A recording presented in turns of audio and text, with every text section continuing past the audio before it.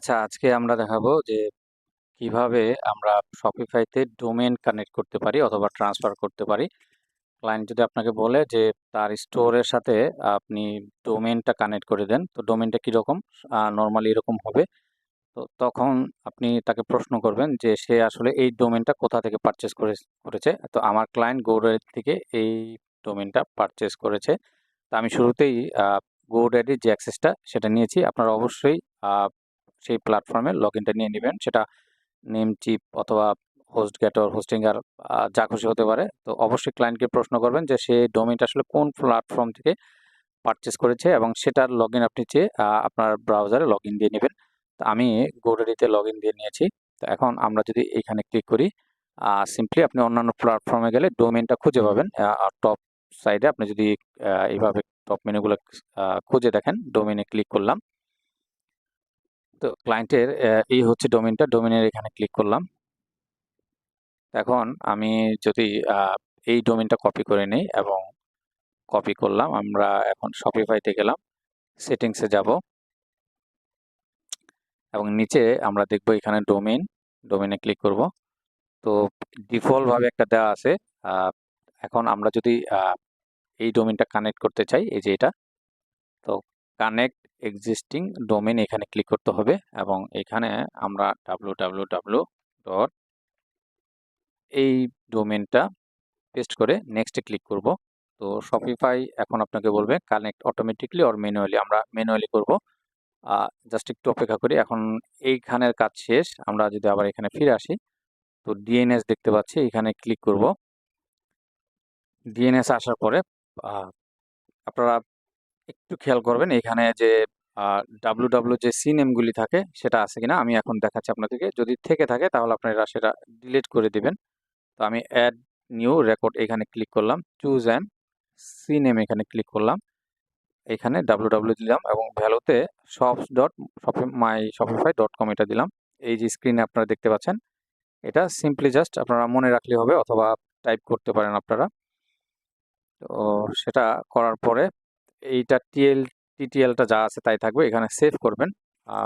তো অনেক সময় আপনাদের এই জিনিসটা করার সময় হবে না, হ্যাঁ? কেন হবে না সেটা আমি দেখাই। যে এইখানে দেখুন সি নেমটা রেকর্ড করা আছে, হ্যাঁ? এই যে মাত্র আমরা করলাম www।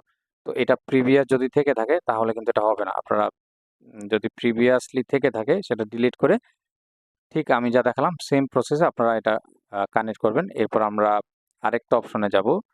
আমরা এই রেকর্ডে যাব। তো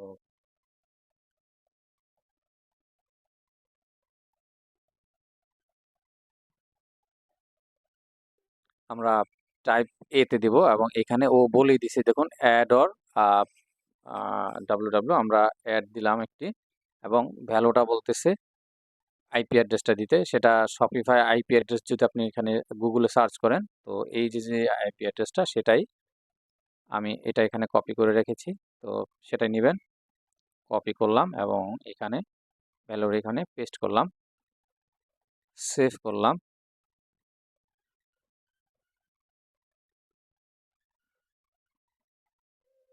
এটা আপডেট হচ্ছে। তো এটা দেখুন সাকসেস, হ্যাঁ? ডিএনএটা সাকসেস। এখন আমরা যদি আমাদের স্টোরে যাই এবং ভেরিফাই কানেকশন লিখে এখানে যদি ক্লিক করি, তো ও বলতেছে যে এই যে কপিগুলি, তো আমরা এটা আসলে দিয়েছি, আমরা ভেরিফাই কানেকশন দিই। আচ্ছা, আমরা আরেকটু যাই। প্রথম থেকে আবার শুরু করি। Connect existing domain www dot, এই হচ্ছে আমাদের ডোমেইনটা, কপি করলাম এবং এখানে পেস্ট করলাম, নেক্সট দিলাম। কানেক্ট অটোমেটিকলি আমরা যদি এখানে ক্লিক করি,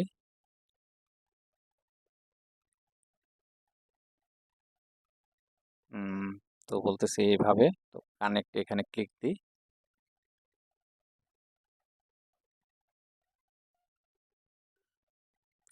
দেখুন এটা সাকসেস।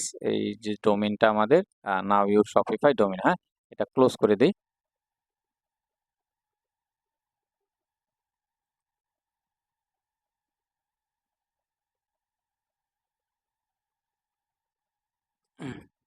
আচ্ছা, এই যে এখন আসছে, হ্যাঁ? আমরা ভেরিফাই ক্লিক করার পরে এটা আসলো।